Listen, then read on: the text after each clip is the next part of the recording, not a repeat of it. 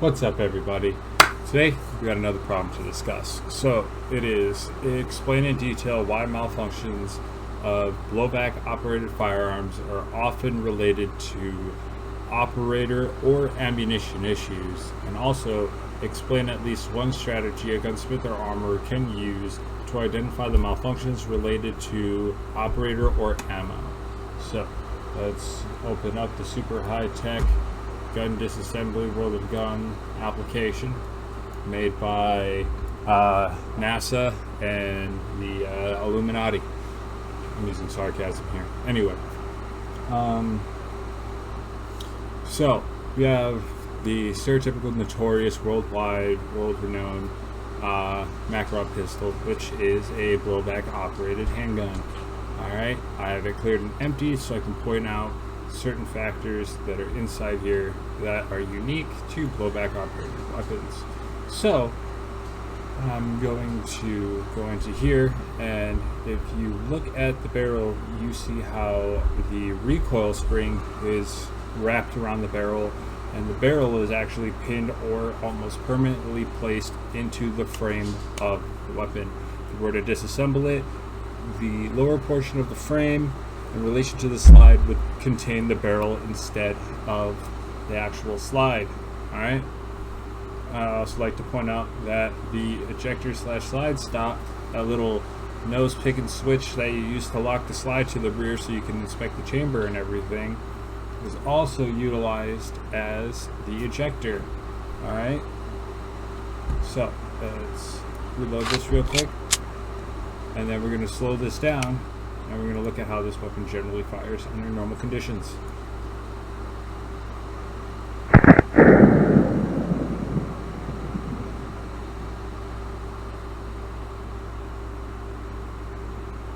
Alright, so from the slow-mo we can actually see and acknowledge how that ejector or slide stop works inside the Makarov.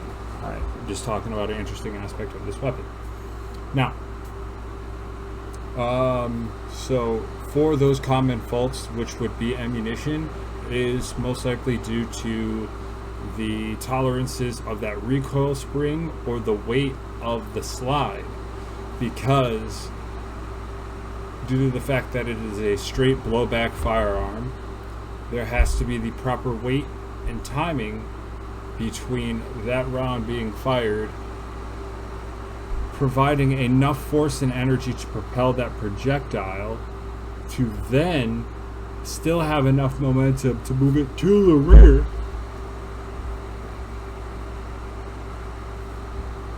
and expel that casing. So, since we're still in slow motion, let's take a look here.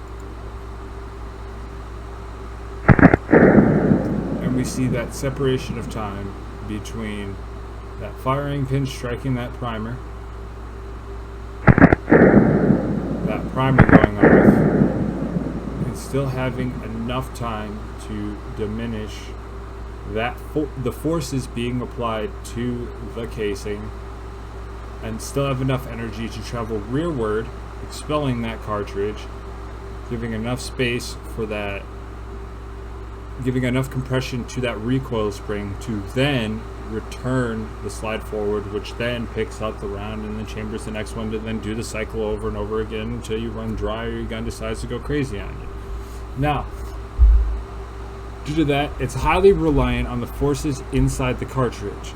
If you are firing some weaker or jummier loads that are made for something with a little bit of a lighter slide instead of hardcore factory or military ammunition that those weapons are designated for, or those loads that are proper weighted for it, you're going to experience issues of the weapon cycling. Now, for the concept of the shooter having an effect to it, it would pretty much not opening that can of cojones to properly hold the weapon, so then you're experiencing limp wrist activities. Due to the fact that that amount of energy is going straight back to your wrist, your hand is going to want to go buck or jump off. Now, with proper training and skill, someone can get behind there, man up on that weapon, and still be able to shoot it without your wrist providing abnormal momentum to then counteract or impede on that weapon cycling with its desired amount of energy. Now, as always, please be safe out there. Love you guys. Please like, favorite, and subscribe. And always, never forget, treat every weapon as if it were loaded. Never point your weapon at anything not intended to shoot. Keep your fingers straight and off the trigger until you're ready to fire. Keep your weapon unsafe until you intend to fire. Know your target and lies beyond and in between. Have a nice day, everybody. Good. Welcome to Dan Doc's channel.